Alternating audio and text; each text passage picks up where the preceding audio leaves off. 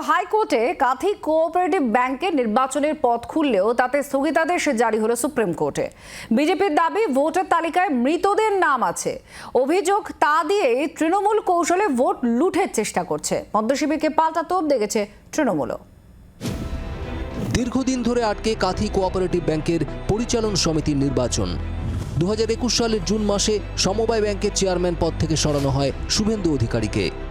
পরিচালন সমিতির মেয়াদ শেষ হয়েছে 2022 সালের 4 ফেব্রুয়ারি।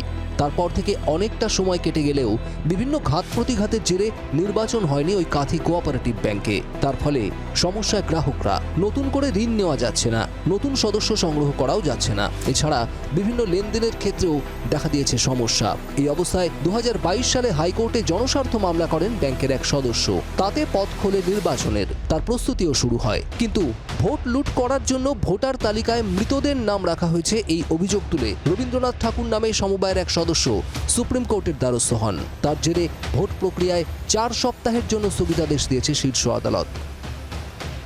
প্রক্রিয়ার এগেনস্টে জনৈক রবীন্দ্রনাথ ঠাকুর বলে একজন আমাদের ব্যাংকের সদস্য, তিনি সুপ্রিম কোর্টে একটি মামলা করেন।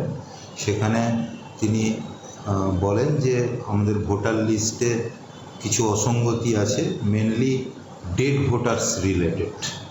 তো সেই মামলার পরিপ্রেক্ষিতে সুপ্রিম কোর্ট 4 সপ্তাহের স্থগিতাদেশ দিয়েছেন ইলেকশন প্রসেসের উপরে, এবং কোঅপারেটিভ ইলেকশন কমিশনকে নির্দেশ দিয়েছেন যে আবেদনটি করা হয়েছে তার ভেরিফিকেশন করে রিপোর্ট জমা দেওয়ার জন্য।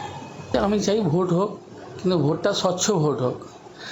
এখন জীবন্ত মানুষ ভোট দিক, কিন্তু বর্তমান আপনি যদি ভোটার লিস্ট দেখেন, 20 বছর 22 বছর আগে যারা মারা গেছেন ওনারা ভোটার লিস্টে আছেন। তো আমি চাই ভূত নয়, মানুষ ভোট দিক। এই জন্য সুপ্রিম কোর্টের দ্বারস্থ হয়েছিলাম।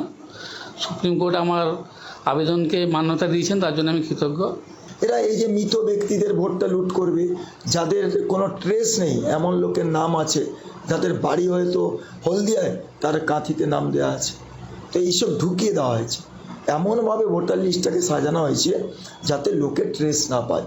তো এই ভোটার লিস্টকে নিয়ে এই সমবায় ভোট করা যাবে না। বিজেপির অভিযোগ উড়িয়ে দিয়েছে তৃণমূল। যারা এই ধরনের অভিযোগ করেছেন তারা একটা সময় ব্যাংক পরিচালনা করতেন, তারাও নির্বাচন করেছিলেন। সেই ভোটার তালিকা খতিয়ে দেখা হোক